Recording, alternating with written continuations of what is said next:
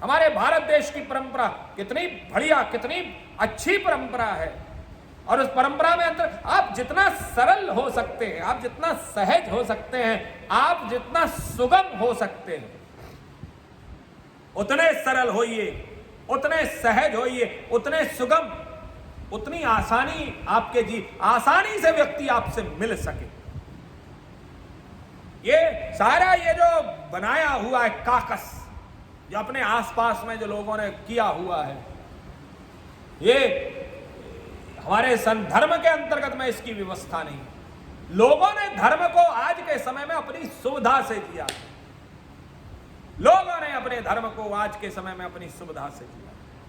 धर्म सुविधा से जीने का नाम नहीं है। धर्म धर्म के अनुसार जीवन जीने की दिनचर्या है। ये हमारे को हमको इन कथाओं से हमको प्राप्त होती है। कथाएं हमको बताती हैं कि भगवान हमारे कितने सरल हैं।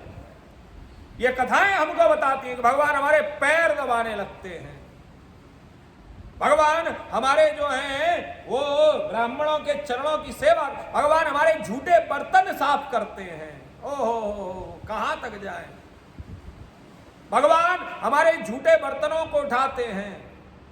कुछ ना हो, हमारे संतों की कथाओं में आप देखिए, संत मत में बड़ा सुंदर भाव है कि भगवान जो है, भगवान ने नरसी के लिए वो जब जो बात तो बात की बात है, जब नरसी का चक्का पहिया टूटा तो उसको ठीक करने के लिए भगवान ने अपना वेश धारण किया, भगवान ने नरसी का पहिया ठीक किया।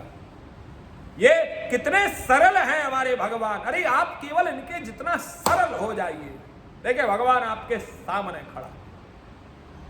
आज के समय में हमारे जीवन में सरलता नहीं है। छोटे से बच्चे को बड़ा सुंदर हमारे यहाँ वृत्तांत मिलता है कि भगवान को प्राप्त करने के लिए आपको कैसा हृदय चाहिए। बोले आप व्यवहार के, बोले एक छोटे से मासूम बच्चे जैसा। जीवन में हमारे जीवन में हमारा व्यवहार, हमारी जो व्यवस्था है ईश्वर के प्रति, वह हमारे उस छोटे से मासूम बालक की तरह होनी चाहिए, जो भगवान को बड़ी सुंदर प्रार्थना करता है।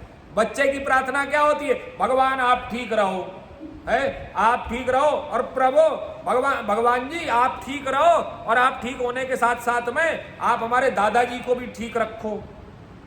दादाजी को खांसी होती है, उनको ठीक रखो।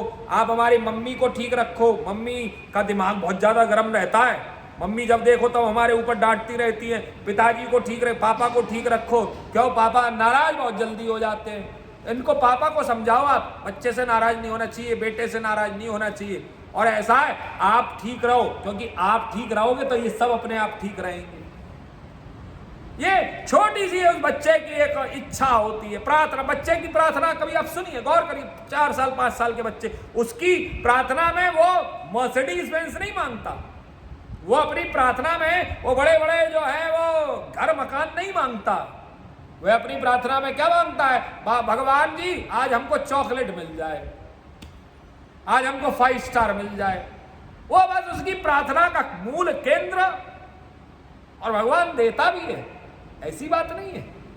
किसको नहीं दिया ईश्वर ने, वो बताइए।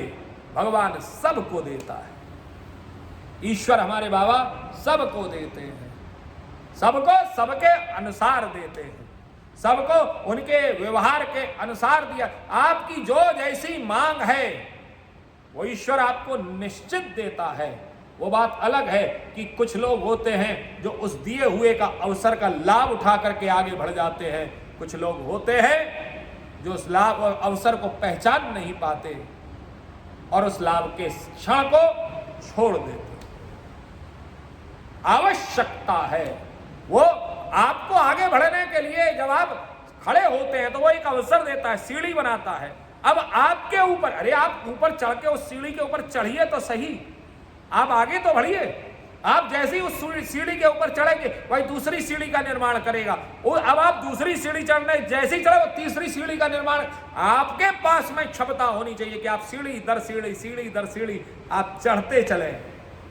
जो आप चाहते हैं सब कुछ प्राप्त होगा। लेकिन शर्त है कि आप सरल बनिए, सहज होइए।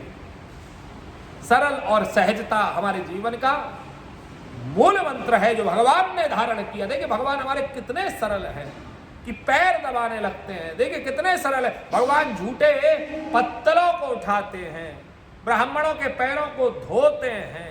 इतने सरल हो जाइए साहब, तो देखिए भगवान आपको स्वीकार करेंगे। आइए